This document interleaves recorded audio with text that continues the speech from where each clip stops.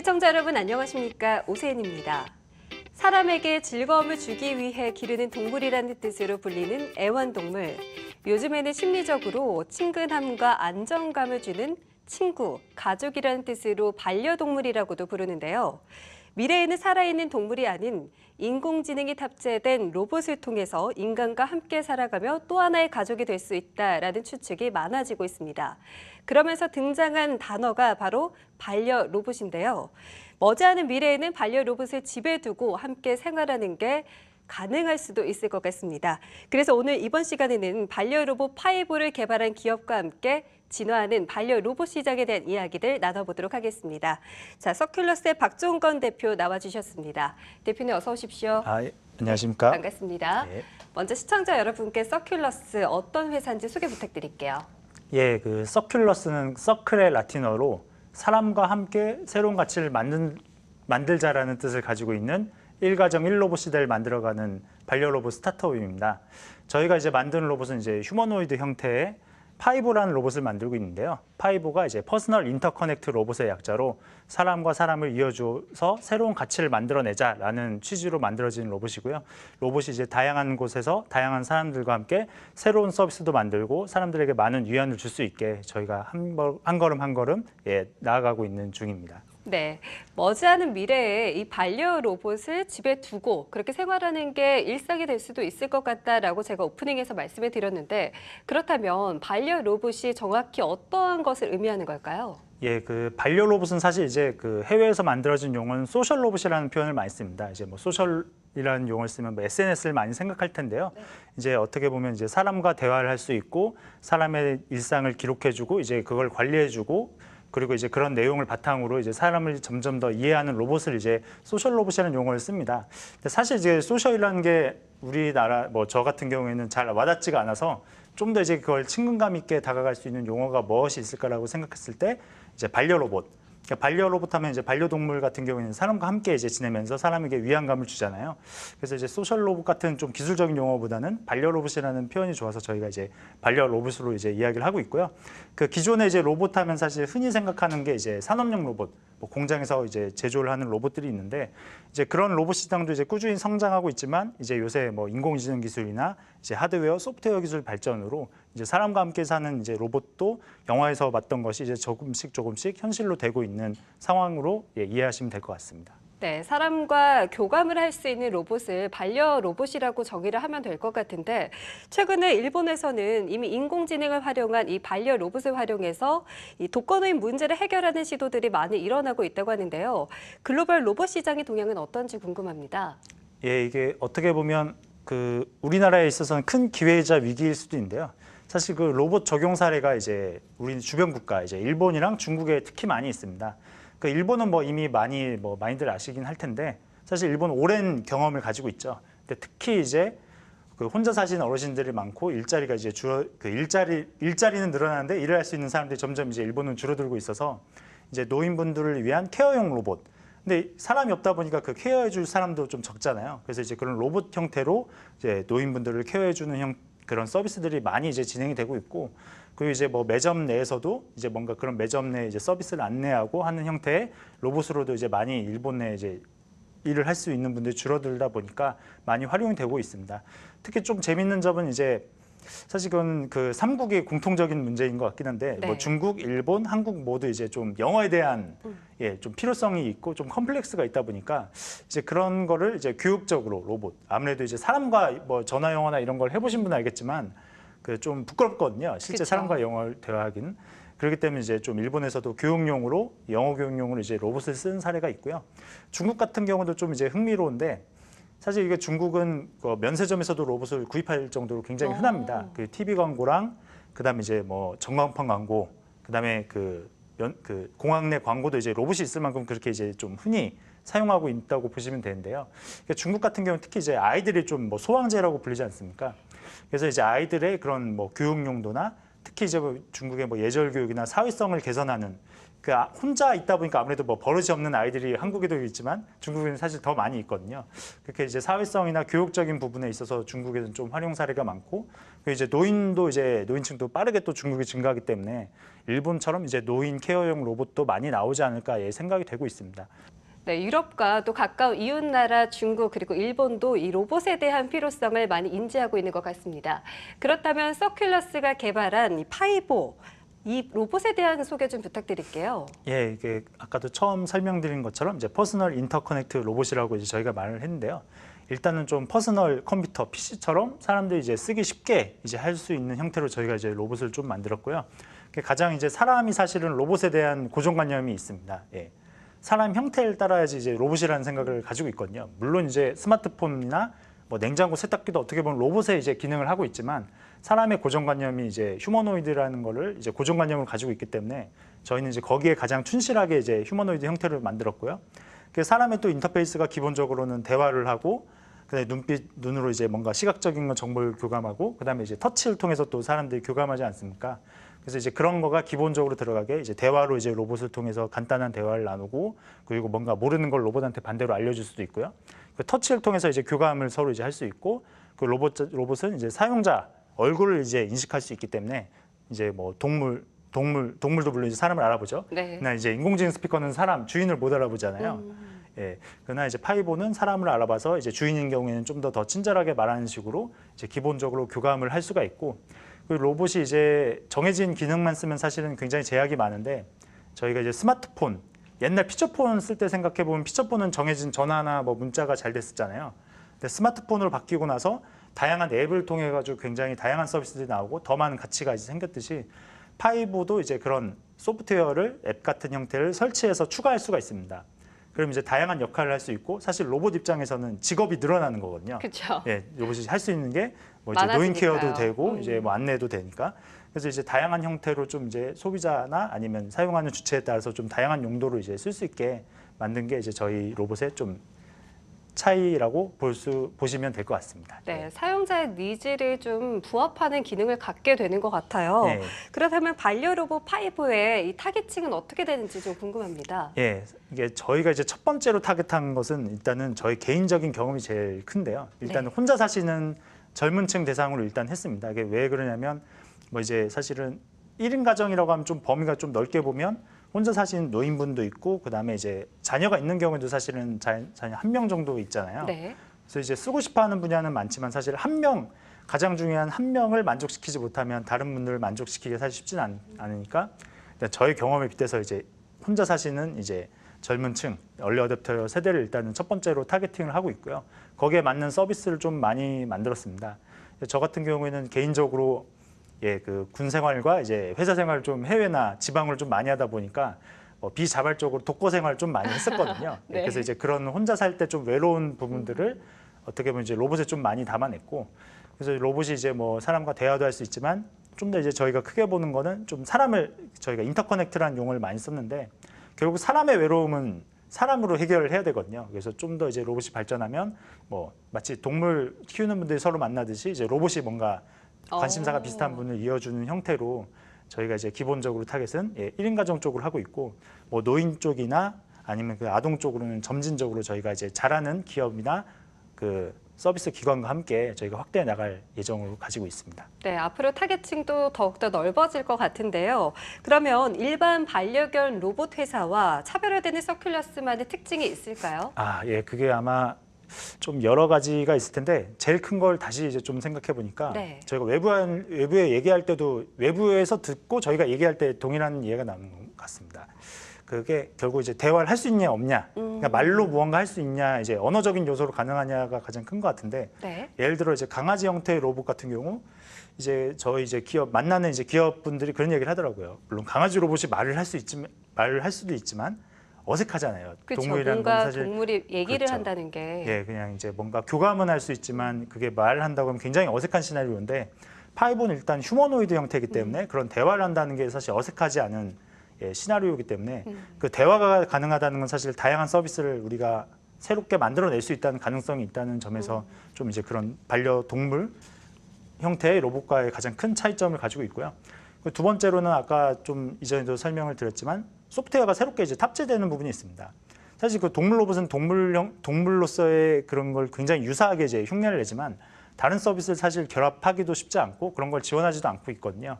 근데 저희는 이제 그런 로봇의 새로운 기능을 추가할 수 있기 때문에 로봇이 이제 좀 다양한 역할을 이제 다양한 곳에서 이제 수행할 수 있도록 했다는 점이 좀 큰 차이점인 것 같습니다. 네, 말씀을 듣다 보니까 파이보의 모습이 굉장히 궁금한데 스튜디오에 파이보의 실물을 보여주실 수 있게 또 가져오셨다고 네. 해요. 좀 살펴보도록 할까요? 이게 바로 서큘러스의 반려 로봇 파이보인데요. 파이보 너무 귀엽게 생겼네요. 혹시 움직일 수 있을까요? 예, 한번 간단하게 이제 한번 어떻게 걷는지 의외로 걷는 거에 대해 궁금해하시는 분들이 저도 많더라고요. 궁금해요. 예, 아까 한번? 아장아장 귀엽게 예. 걷는다고 하셨는데 어머, 진짜 귀엽네요. 옆으로 이렇게 약간 펭귄처럼 애기 펭귄처럼, 같기도 하고요. 이게 뒤뚱뒤뚱하면서 네. 이제 걷는데 그러면 또 어떤 거 할 수 있나요? 뒤로도 걸을 수 있나요? 뒤로도 이제 갈 수가 있습니다. 그리고 이제 좌나 옆으로 이제 회전까지 이제 가능하고요. 와. 근데 뭐 아무래도 이제 좀 짧다 보니까 네. 느리게 귀엽게 가겠습니다. 되네요. 정말 잘 걷는데 네. 그럼 또 다른 기능은 어떤 게 있을까요? 이제 그 정부가 제공하는 이제 공공 데이터를 활용해서 날씨를 알려줄 수가 있거든요. 네.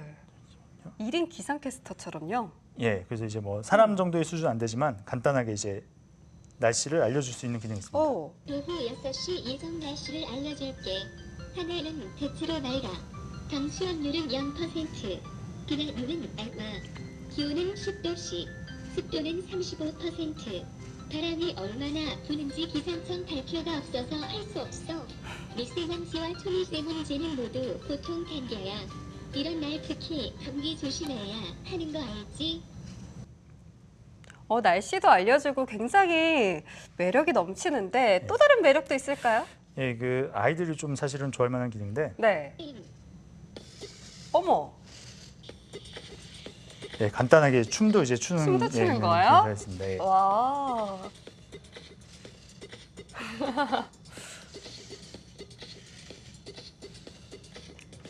너무 귀여워서 이렇게 머리를 쓰담쓰담 해주고 싶네요. 이게 머리 이렇게 쓰담쓰담 해줄 수가 네. 있어요. 그럼 이게 이 아이가 사실 이게 센서가 들어가 있거든요. 이렇게 오, 쓰러지면 반응을 이제, 하네요. 그럼 이제 교감 수치가 이제 올라갑니다. 그럼 이제 숨겨진 기능들이 하나씩 더 매력을 발산하는. 와, 파이보가 명언도 굉장히 많이 알고 있다고 하는데 네. 어떤 명언을 알고 있나요?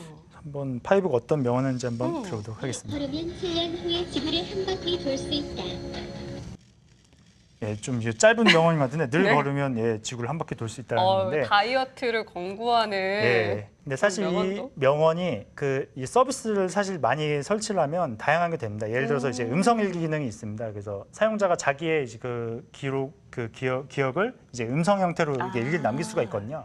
메모의 의미도 있겠네요. 그럼 이제 메모의 사용자 입장에서 메모의 의미가 되는 거고 로봇은 사용자가 어디에 관심 있는지 이제 알게 되거든요. 근데 그런 상황에 이제 일기를 남기고 그다음에 만약에 명언 서비스도 깔려 있다고 하면 그 말에 맞춰서 명언도 이야기를 해줍니다. 그럼 서로 결국은 공통된 관심사를 공유하는 게 되겠네요. 그렇게 돼 있고 이제 저희가 지금 아직 순차적으로 이제 오픈하려고 하는 것 중에 이제 가르쳐주는 사람처럼 이제 가르쳐주는 기능이 있거든요. 그러니까 예를 들어서 이제 저희 같은 경우에는 음악이라고 하면 단순히 소리가 나오는 거라고 생각할 수도 있지만 음악을 업으로 삼는 분들에게는 나의 삶과 같은 거다 이렇게 생각하실 수가 있잖아요. 이제 그런 거를 어떻게 보면 사전적인 거는 이제 인터넷을 통해서 로봇이 학습을 하지만 이제 사람이 생각을 가지고 있는 그런 단어에 대해서는 별도로 학습을 해주면 그 주인에 맞춰서 이제 로봇이 이렇게 사람은 이거에 대해서 이렇게 생각을 하고 있구나, 내 주인은 이런 사람이구나라고 이제 판단을 해서 거기에 맞춰서 얘도 이제 닮아간다고 보시면 될 것 같습니다. 네, 파이보에 대한 매력들 잘 봤고요. 다시 대화로 이어가 보도록 하겠습니다.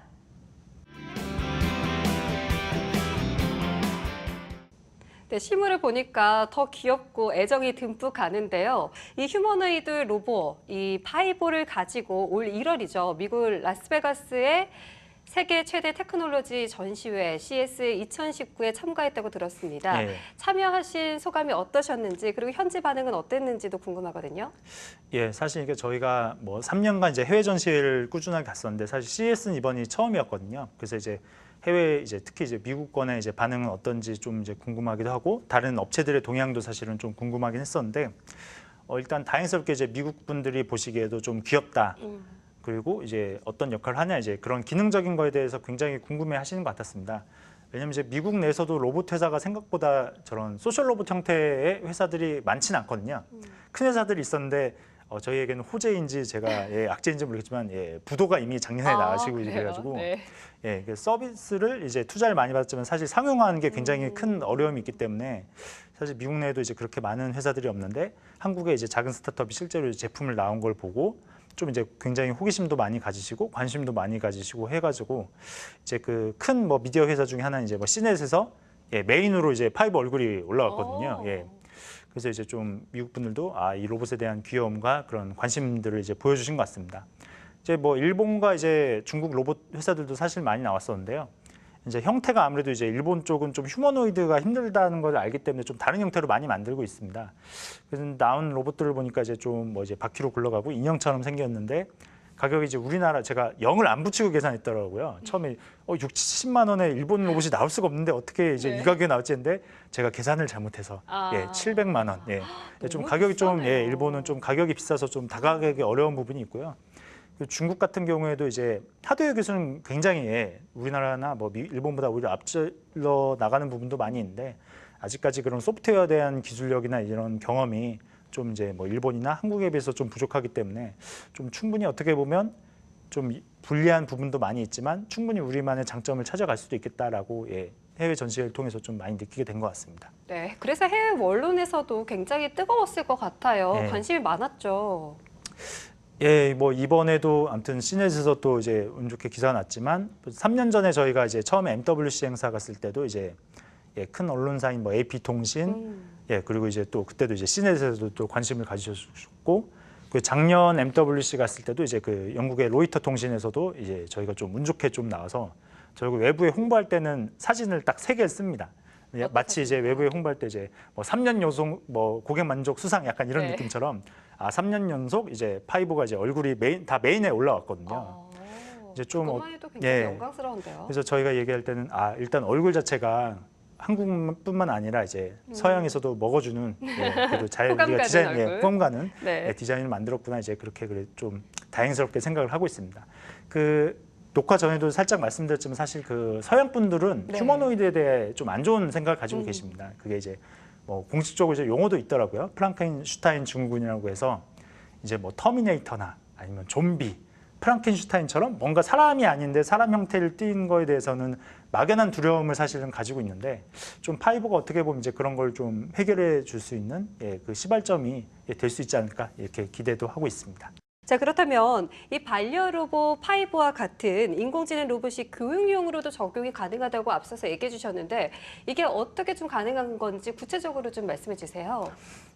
이제 그 로봇을 이제 뭐 요새 프로그래밍 교육이나 뭐 메이커 교육이나 이제 이런 형태로 굉장히 다양한 형태의 이제 그런 IT 교육들이 진행되고 있는데요.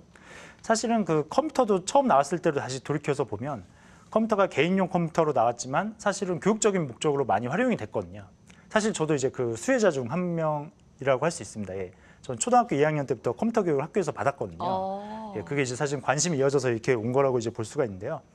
그게 물론 이제 코딩 교육용을 위한 로봇이 따로 이제 존재하긴 하지만 이제 저런 휴머노이드 형태의 서비스가 가능한 로봇을 한다고 하면 이제 단순하게 이전 교육 형태가 뭐 앞으로 몇 칸 움직여봐 이런 식으로 이제 한번 뭐 프로그램을 해보고 움직인 걸 본다고 이제 한다고 하면 좀 더 발전해서 사람이 오면 뭐 안내 인사를 한다던가 아니면 사람이 계속 지나가기만 하고 말하지 않으면 뭔가 더 뭐 노래를 부르거나 춤을 추거나 이런 형태로 좀 사람이 상상하는 사람으로 만약에 이제 로봇으로 뭔가 다양한 걸 해본다고 할 때 파이브를 통해서 이제 그런 것을 좀 더 다양하게 이제 시도를 해볼 수 있고 이제 그런 게 결국은 이제 교육적으로도 가치가 있다고 생각이 됩니다.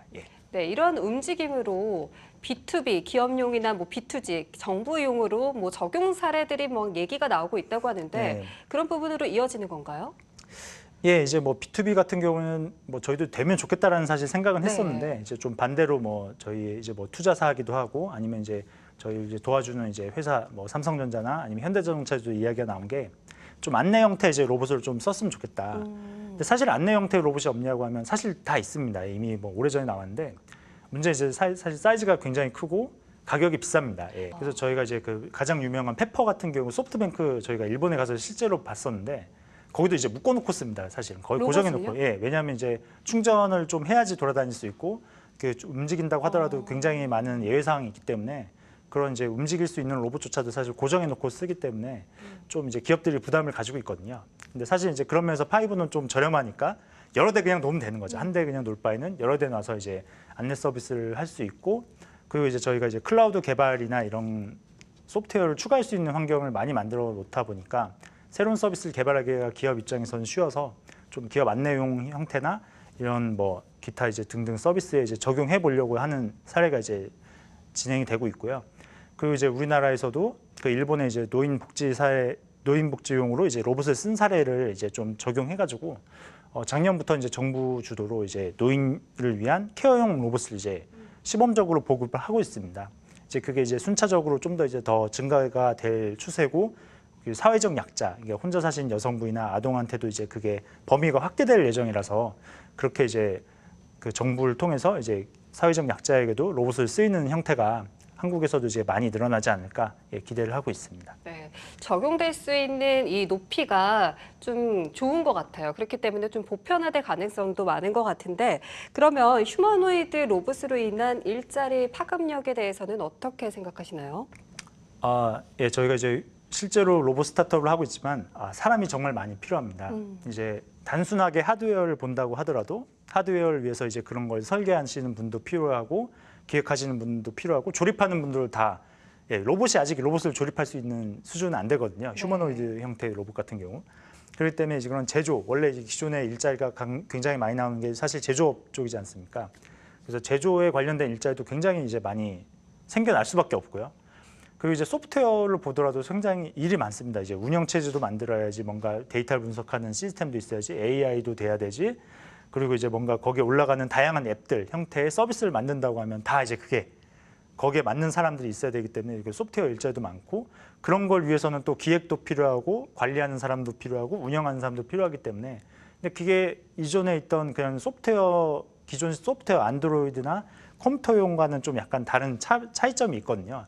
만드는 것도 좀 더 이제 사람에 대해서 좀 더 생각해야 되는 부분도 있고 그렇기 때문에 이제 기존의 일자리를 좀 더 업그레이드하는 형태로 다양한 일자리들이 더 많이 나오고 특히 좀 재밌는 점은 이제 콘텐츠적인 측면에서 좀 다양한 게 결합될 수 있기 때문에 그렇게 개발적인 요소, 소프트웨어 하드웨어적인 요소뿐만 아니라 콘텐츠와 관련돼서도 굉장히 다양한 형태의 일자리들이 새롭게 파급 효과가 이제 일어나지 않을까 생각을 하고 있고 실제로 저희 회사 내에서도 많은 사람을 현재 필요로 하고 있고 많이 채용을 하고 있습니다. 네, 세밀한 분야에서도 계속적으로 이 개발이 이루어져야 되기 때문에 또 사람을 또 쓰는 이유들도 늘어날 것 같습니다. 자, 그렇다면 미래 로봇 시장에 대해서 어떻게 전망을 하시는지도 또 궁금하고요. 반려 로봇이 어떤 효과를 줄 수 있을 것으로 보고 계신가요? 일단은 그 로봇 시장이 이제 해외에서도 이야기하는 게 저는 이제 1970년대 살지는 않았지만 1970년대 PC 시장과 비슷하다는 얘기를 많이 하시더라고요.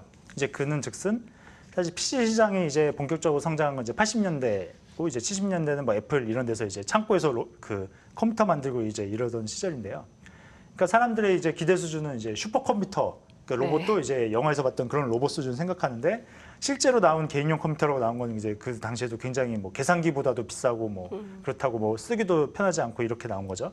그러니까 로봇도 사실 이제 그거랑 좀 비슷하다고 평가를 많이 하시는 것 같습니다. 근데 사실 이거는 다 기술의 진보나 아니면 이제 그런 사람들의 사용 경험이나 이런 걸 통해서 다 시간이 지나면 사실 해결될 문제이기 때문에 그런 로봇 시장이 이제 폭발적으로 이제 그런 거는 성장할 수 있는 기반은 이제 시작이 됐다고 저는 생각을 하고 2020년 이후에 이제 좀 꾸준하게 성장한다고 이제 저도 생각하고 있고 보고서들에서도 이야기를 하고 있고요. 이제 로봇도 사실 성장하면 지금은 작은 형태지만 나중에 되면 언젠가는 사람 형태에 근접하게 나올 수도 있겠죠. 그게 이제 뭐 좀 더 빨리 나올 수도 있고 뭐 늦게 나올 수도 있겠지만 이제 그렇게 된다고 하면 이제 로봇이 만약에 좀 우리가 원하는 대로 좀 자유롭게 쓸 수 있다라고 하면 저 같으면 저는 최소한 3대는 살 것 같거든요. 왜냐하면 한 대는 저를 이제 보디가드하는 용도로 이제 하나 두고 그 하나는 이제 뭔가 우편 뭐 보내야 되거나 이게 뭔가 잡일을 시키는 용도로 로봇 한 대를 보내놓고 하나는 또 이제 저 대신에 뭔가 회의나 이런 걸 좀 보내는 용도로 이제 3대 정도 이제 저는 최소한 구입을 할 것 같은데 뭐 차나 이런 것도 물론 뭐 돈이 많으신 분들은 여러 대를 구입하는 경우도 있지만 그러니까 로봇 같은 경우는 뭔가 나의 일을 대신해주고 보조해줄 수 있다는 역할 측면에서 좀 더 이제 소비가 더 늘어날 수 있는 측면이 있다고 생각이 됩니다. 그리고 앞으로는 또 이제 사람이 더 줄어들기 때문에 이제 그런 것들을 어쨌든간 그 휴머노이드 형태의 로봇이 아니더라도 다양한 형태의 로봇들이 이제 그런 걸 보조로 해줄 수밖에 없는 상황이 될 거기 때문에 로봇 시장이 밝다고 저는 생각합니다. 근데 다만 그 로봇 시장을 뭐 미국이나 중국이나 일본 회사들보다는 한국 회사들이 그 시장을 선점을 했으면 다음 세대에 좀 더 행복하게 살 수 있지 않을까 그런 생각을 하게 됩니다. 네, 저도 대표님 말씀에 굉장히 동의를 하고 또 말씀하신 것처럼 저도 만약에 로봇을 구매를 하게 된다면 생활이 굉장히 편리해질 것 같다. 빨리 그런 시대가 왔으면 좋겠다라는 생각도 하게 됐습니다. 자, 그러면 끝으로 서큘러스의 앞으로의 계획은 어떤 것인지 그리고 하고 싶으신 말씀 있으시다면 한 말씀 들어보도록 할게요. 그 앞으로 이제 파이브를 통해서 저희가 펼쳐나갈 미래에 대한 계획은 사실 이게 사람들에게 그 어떠한 그 국내나 해외에서 나오는 로봇들보다 만족감을 높여주고 그리고 진짜로 이제 새로운 가치를 만들어주는 그 시발점을 올해 이제 그게 B2C가 됐던 소비자 B2C는 좀 용어가 기술적인 용어인데 소비자나 아니면 기업이나 아니면 정부기관이나 이렇게 다양한 형태의 가치를 새롭게 서비스를 올해 이제 만드는 게 이제 가장 앞으로 가장 이제 빠르게 이제 수행하려고 하는 이제 분야고요. 좀 먼 미래로 보면 제가 이제 아이가 이제 이제 막 지나는데요. 사실 비자발적으로 제 아이 같은 경우는 100일부터 베타 테스트를 하고 있습니다. 그래서 로봇 때문에 많이 놀라서 이제 울고 그다음에 도망가고 새로운 기능 나오면 또 이제 실험 대상이 되고 해가지고 굉장히 고생을 많이 했는데요. 그러니까 지금은 굉장히 친합니다. 로봇 데리고 가면 이제 이름도 익숙하겠네요. 알고 와서 이제 좀 안아주려고 하고 하는데 다음 세대, 그러니까 제 아이뿐만 아니라 다음 세대가 살아가는 시대에는 그 로봇을 통해서 뭔가 더 그 해외 로봇들에게 뭔가 지배되는 그런 암울한 이제 미래가 아닌 로봇을 통해서 새로운 가치를 만들고 우리나라가 이제 로봇과 이제 그런 새로운 기술을 통해서 다른 나라를 선도할 수 있는 그런 세상을 나갈 수 있게 제가 좀 일조하면 보람이 있지 않을까 그렇게 생각하고 있습니다. 네, 저도 서큘러스의 앞으로의 횡보를 굉장히 응원합니다. 자, 오늘은 진화하는 반려 로봇 시대를 선도하는 기업 서큘러스의 박종건 대표와 함께했습니다. 대표님 말씀 잘 들었습니다. 감사합니다. 고맙습니다. 인간의 미세한 감정까지 이해하는 로봇이 더 많이 생겨난다면 앞으로는 반려 로봇과 함께하는 삶이 일상이 될지도 모르겠습니다. 무한한 발전 가능성을 가진 반려 로봇. 상상 그 이상의 미래를 기대해보면서 4차 산업혁명 미래 투자하라. 오늘 준비한 내용은 여기까지입니다. 시청해주신 여러분 고맙습니다.